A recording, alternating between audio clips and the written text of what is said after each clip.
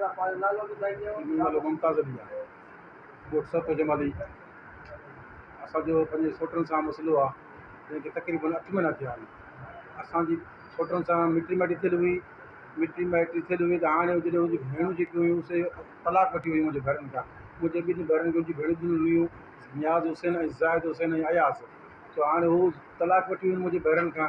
तलाक वठी वञण खां पोइ हाणे हू चवनि था त इहे घर बि असांजा आहिनि, इहे घर बि असांखे ख़ाली करे ॾियो। ऐं जेको आहे सो असां ते कूड़ा केस कया अथनि। हींअर 8 ॾींहं थिया आहिनि FIR कराई अथनि, कूड़ी FIR सदर थाणे ते। पुलिस मुंहिंजो भाउ जेको आहे हारून होटल ते मज़दूरी करे रहियो हो, पुलिस होटल तां हुनखे खणी वई। असां ते अॻु में बि हिननि इंसियूं करायूं आहिनि ऐं मुंहिंजो भाउ खे अॼु 8 ॾींहं जेल में आहे। हीअ हुनजा नंढा 2 छोकिरियूं आहिनि, न्याणियूं आहिनि नंढियूं। हाणे हू रोज़ु हथियार माण्हू वठी जो असांजे घर ते हमला था कनि, असांखे धमकियूं ॾींदा आहिनि, मौत मार धमकियूं। घर ख़ाली कयो न त तव्हांजा घर साड़ींदासीं। छो ही घर ख़ाली कनि भला? जेकॾहिं घर ठाराए ॾिना त हिननि खे नाने ठाराए ॾिना न, मामनि त कोन ठाराए ॾिना। हाणे ही छो घर ख़ाली कनि? ऐं जेको आहे सो असां ते अञा बि कूड़ा केस करण जी धमकियूं था ॾियनि। चवनि था त असां तव्हांखे तबाह कंदासीं, इहे तव्हांखे वॾी ज़मीन खपराईंदासीं, तव्हांखे त लॻाईंदासीं।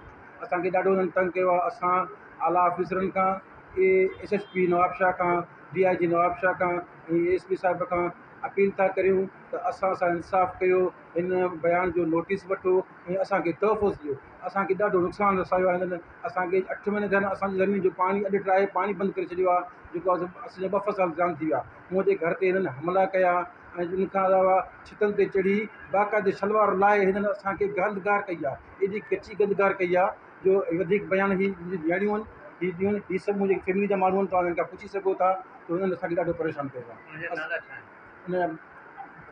नियाज़ हुसैन जेको PMC में लेक्चरार थो पाण खे सम्झे, ऐं ॿियो ज़ाहिद हुसैन जमालुद्दीन सोटर मुंहिंजा साईं, ऐं ॿियो अयाज़। इहे 3 भाइर आहिनि। मुंहिंजो चाचो मोहम्मद ख़ान, उन जा पुट आहिनि। ऐं जेको आहे हीअ पीउ ते बि तशदुद कंदा हुआ, पीउ सां विढ़ंदा हुआ। पोइ पीउ हिननि खे पंहिंजी ज़मीन, पंहिंजी जाइदाद ऐं पंहिंजी मिल्कियत मां बेदख़ल करे छॾियो। उनजो कसमनामो मूं वटि पियो आहे, चओ त तव्हांखे पेश करे ॾेखारियां। हाणे छोकिरी न्याणियूं आहिनि,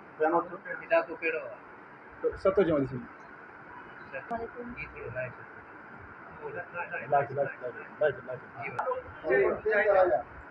मुझे मामा मुझे चाचे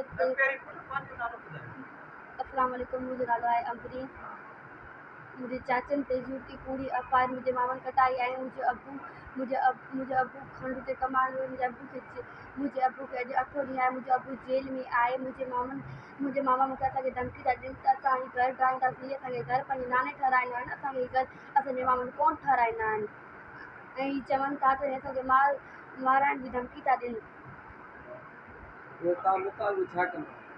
त असां DSP DIG ऐं SP खे चऊं था त असांखे इंसाफ़ ॾियनि। मुंहिंजा मामा चाचनि ते कूड़ी FIR था कटाइनि ऐं कूड़ा केस था कटाइनि। ऐं मुंहिंजी अम्मी मुंहिंजे अबू खां 5 तलाक वठी वई। मुंहिंजी अम्मी मुंहिंजे अबू खां 5 तलाक वठी वई है। ऐं मुंहिंजा मामा चवनि था